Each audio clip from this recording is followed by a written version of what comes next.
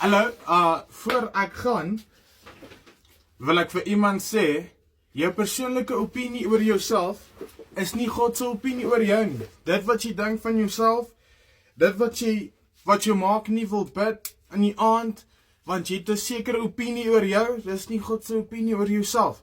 Ek wil vir jou herinner, God het jou so lief gehad, dat hy sy enigste begotten son sou opoffer vir my en vir jou. So as hy regtig dieselfde opinie gehad het oor jou nie, sou dit nie gedoen het nie. Want jy sal nie jou mense opoffer vir iemand wat jy nie lief het nie, waarmee jy nie omgee nie. So, onthou, ek gaan vir jou los met hierdie message, ek is uit vir die res van die dag, maar onthou, jou persoonlike opinie oor jouself is nie God se persoonlike opinie oor jou nie. Hy is baie lief vir jou, hy gee om oor jou, en jy het opgestaan vandag, so, give that man some praise. Okay, cheers, dis genoeg gepraat, bye.